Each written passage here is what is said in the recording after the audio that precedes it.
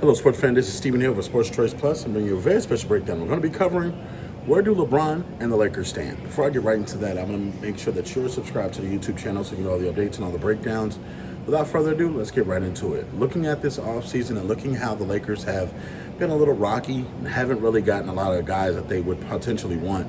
You're looking at them signing DeAndre Ayton as like, okay, they did it, but is that going to put them over the top as a championship team? Is that going to bring them closer to winning a title? I don't believe so. When you think about this, the bulk of what they have on their roster, you're looking at Dalton Connect, you're looking at AR-15. They did re-sign Jackson Hayes, and you're looking at essentially LeBron and Luka. You don't really have a lot of pieces in Rui, if they keep Rui, but from the standpoint, what do you do if you're the Los Angeles Lakers? You don't have a lot to trade. You don't have a lot to essentially put into the atmosphere, but you got to think. You do have an unprotected pick in 2030 and also a first-round pick in 2031. So you're limited with your draft assets, you're limited with your trade assets, and you have LeBron James here. Now, mind you, LeBron James is probably your most valuable pick because you're not going to, or asset, if you will, because you're not trading Luka.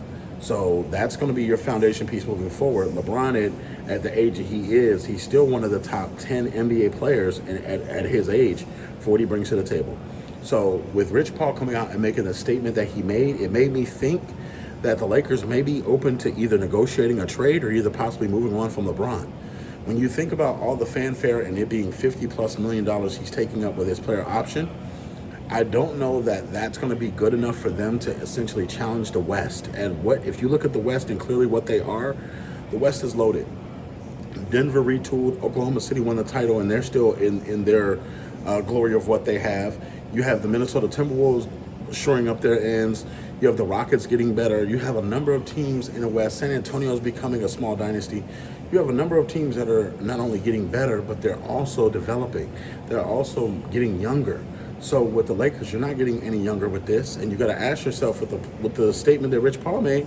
He's like, hey, we're going to monitor how things are going as the Lakers are aggressively trying to upgrade their roster. And you got to think about this. With all that money, you think LeBron's going to be happy without being able to title push?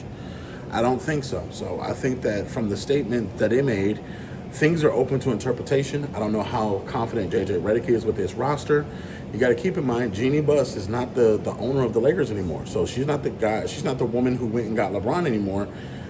This is a new ownership group. So she still has her hand in the mix a little bit. But from the standpoint, the people that bought the organization, they're looking to make money. They're looking to make moves and bring championships to Los Angeles. So I think that by trading LeBron James, you could bring a plethora of things back, whether it be draft picks from the next couple of years, whether it be younger players, whether it be a number of things. For $50 million, you can spread that money out throughout the roster and develop an actual roster or bring a roster to the team.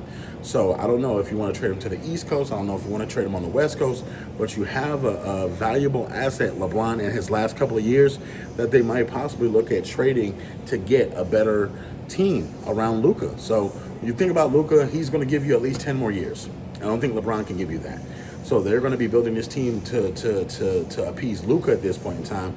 It's no longer trying to appease LeBron at this point. So I think that is a real thing now, and I think that, it raised a couple of eyebrows when the Lakers didn't make big moves. It raised a couple of eyebrows when they didn't get a Miles Turner, and they're having to settle for a DeAndre Ayton. And not trying to be funny, but there's times where DeAndre Ayton doesn't look interested in playing basketball. He's interested in everything else but basketball. So if you got a #1 overall pick former from 2018 and Luka in the same class and another team lets him go, that just raises eyebrows. So all you NBA fans, Laker fans and NBA fans, tell me what you think about the moves. We'll be back on the next video. Thank you for choosing Sports Choice Plus.